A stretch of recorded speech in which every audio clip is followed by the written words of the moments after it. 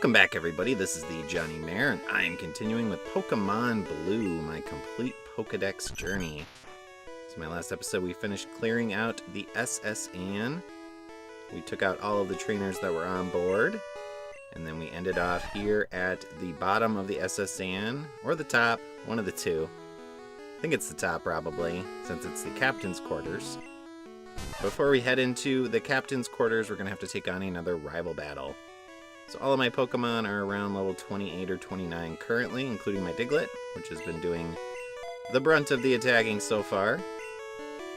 And my Pokedex is currently at 27 out of 151. So we're going to head up to the north here, and we're going to take on our rival yet again. This is rival battle, what is it, 4? And he hasn't really increased that much, perhaps as much as you might expect since the last time we took him on near the Nugget Bridge, just to the north of Cerulean City. He notes he caught about 40 kinds of Pokemon, which, if you count up all the different types of Pokemon that are available, including evolutions, you can get about 40, perhaps a little bit more, by this point in the game. We're not at 40 yet, but that's okay. We'll get there eventually. But he starts off with a Pidgeotto. We're gonna blast it with Thundershock and hopefully... well, I was hoping I would kill it. He used a potion? I think that's the first time I've ever seen my rival use a potion in this battle. Huh. Well, thanks. That worked out alright.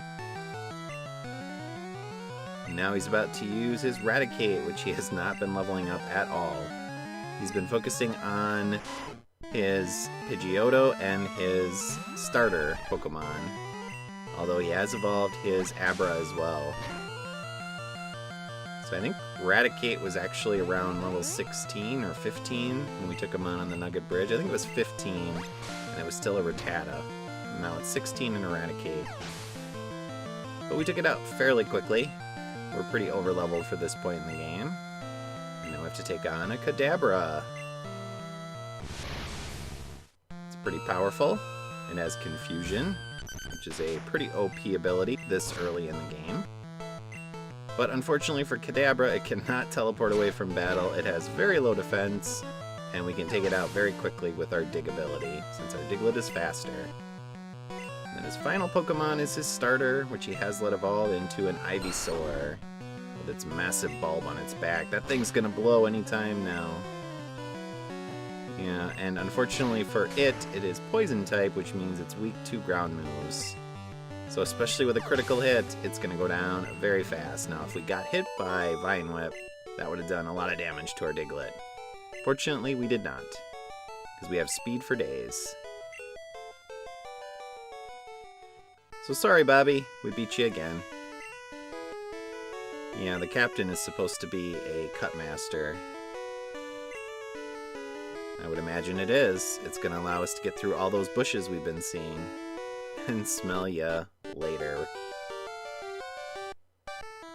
Alright, so that's our rival battle. I don't know how he got invited to this shit. I guess maybe because he's Professor Oak's grandson. He got an invitation from that. It helps to know people, I guess, sometimes.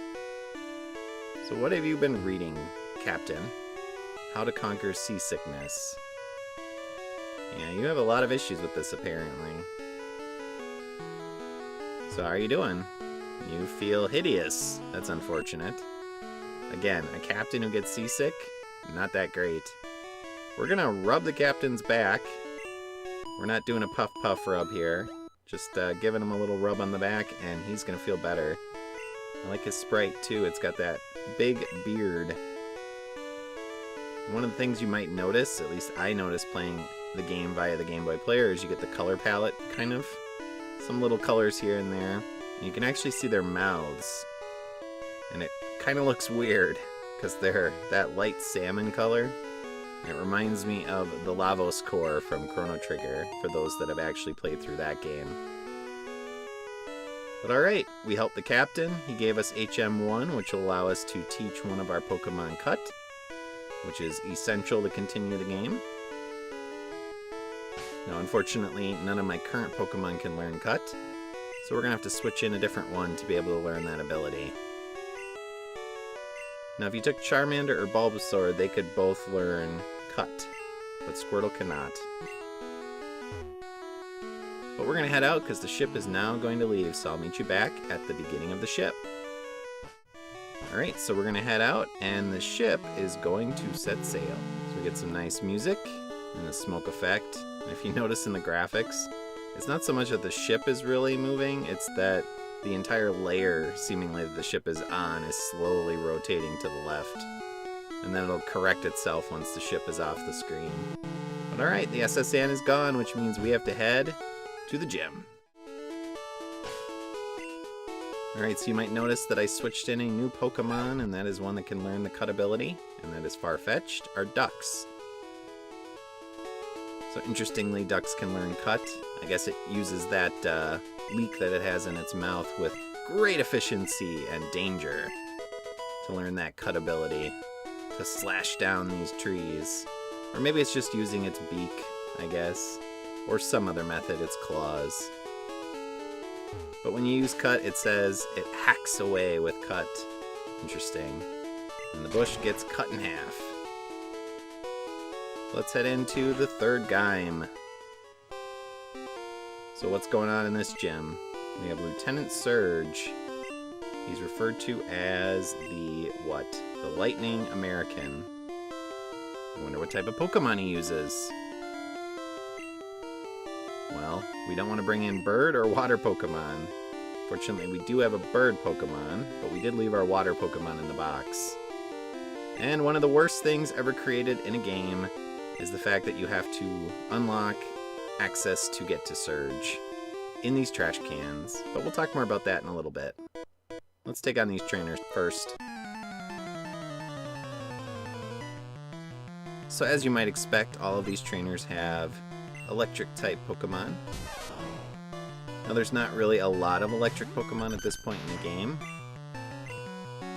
so there's not going to be a lot of variety. We're going to see some Pikachus, and then we're also going to see some Voltorbs and some Magnemites. That's about it. And then Surge himself has the evolved form of Pikachu, which we will see eventually with our own Pikachu. But for now, we're not too concerned. Now, some of the electric Pokemon can actually learn the Swift ability. Pikachu itself can at higher levels, and I think also Voltorb and maybe even Magnemite can also learn it as well. But fortunately, they do not have Swift so far, so they can't use it when we dig. Oh, Diglett's evolving! Awesome! No. I don't want you to evolve yet. Not till you learn Earthquake. So Lieutenant Surge set up a double lock. And here's a hint. When you open the first lock, second lock is right next door. So that is true. The second lock is in one of the trash cans right next to the first lock. However, it's randomized. And so especially if you get it in one of those middle trash cans, you have 4 options around it to choose from. So those are not very good odds. Here's the greatest designed Pokemon ever, Voltorb, which is essentially a Pokeball with eyes. At least Electrode gets a mouth, I think. It's the evolution of Voltorb. And we also have Magnemite. Now in this generation, Steel type does not exist. It wasn't created till Gen 2. So Magnemite is a pure electric type, not a Steel type. And lastly, another Voltorb. Speed, speed, speed. And no electric attacks for those Pokemon. And they will go down fast to our Diglett.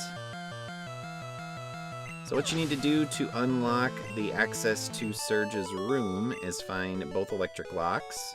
You have to look in the trash cans. Go through pretty much all of them, usually with my luck, to find the first lock. And then the second lock is in one of the trash cans around it.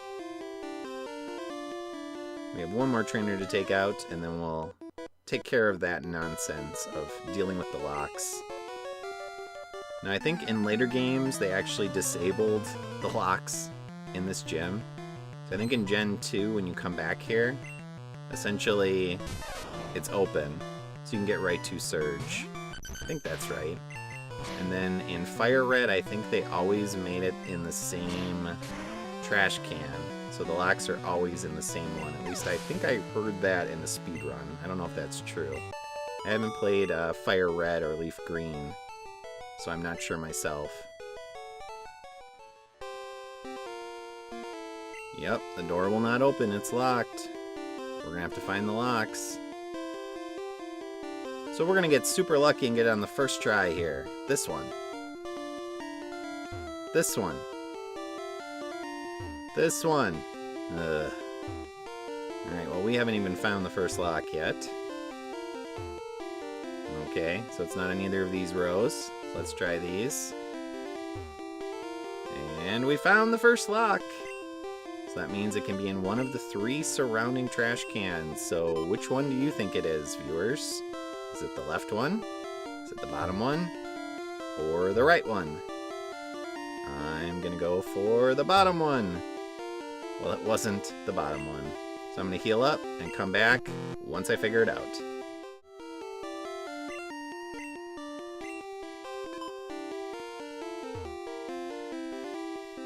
Oh, thank goodness. We did it. We finally found him. We got through this stupid puzzle. What about this? Is this another lock? Can I relock it behind us and make us both starve to death? Alright, let's take on this fool of a gym leader. He looks like a thug. I mean, I've been living long in combat so far. And apparently Surge was in some kind of war. I don't know the history of this area very well, but apparently there was a war, and people used Pokemon in that war. And apparently he was a commanding officer, because the gentleman we took on was also in that war, or at least was in the military unit that Surge was. But he obviously looks like Guile from Street Fighter. That was definitely the inspiration. Electric Pokemon, his style with his mohawk and his fatigues. His Pokemon are not that difficult. They're all pretty low level, and even his ace Pokemon is only level 24. Now in Yellow, that changes. He actually only has one Pokemon in Yellow, and that is a Raichu, and I think it's around level 28. But again, even at that level, Diglett would just burn right through it. Although I think it might have Double Team, which increases evasion, and that makes things a little trickier if you miss. And it gets a chance to put up a couple layers of Double Team. But we're going to take it on at level 30, and we are going to blast it with just one dig, and it'll go down. And that'll be our 3rd gym leader defeated. So what you gonna do? You're gonna growl at us. Scary. And down it goes. So that is 3 of 8 gyms completed. We are almost halfway. I am the real deal. We'll take that Thunder Badge, which gives our Pokemon a slight speed boost. We will not allow our Diglett to evolve. And we also want our TM, because that's the way things work. When we beat you, you give us a TM too. And now we can use Fly, although we don't have access to HM2 in order to teach that. But eventually we will get it. But we get TM24, which teaches the very powerful Thunderbolt ability, which is the strongest electric attack in the game that's, in my opinion, worth using. There is a stronger one, but its accuracy hindrance is really a problem when you use it. Alright, so now we beat the 3rd gym. I changed out some Pokemon in my party, as you can see. We just have Baby Ninja. We also have our Abra for its teleport ability.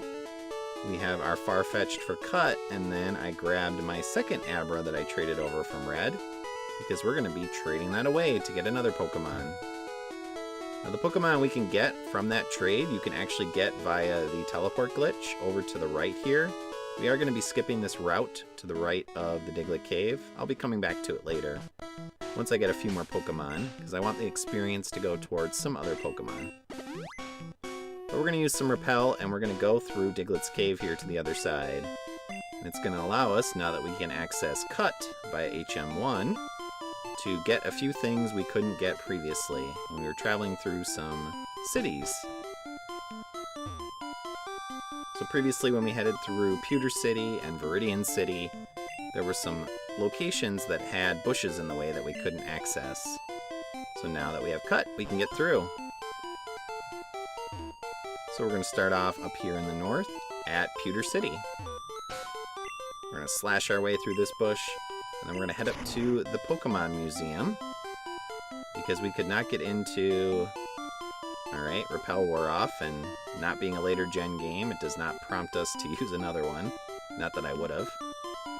But we couldn't get into the eastern side of the building because of this bush. Well, now we can. So we're going to head in, and we're going to talk to some of the scientists in here. And there's a suspiciously differently colored item up there. Perhaps that's another fossil of a Pokemon. I mean, I just did sneak in. Yeah, but no. Okay, it's fossilized tree sap. And this is amber. Again, it's more salmon colored, in this version anyway, via the Game Boy player. This guy tells us about amber, that this particular slab of amber might actually have Pokemon DNA in it that could be resurrected. Ooh. It could create a new Pokemon.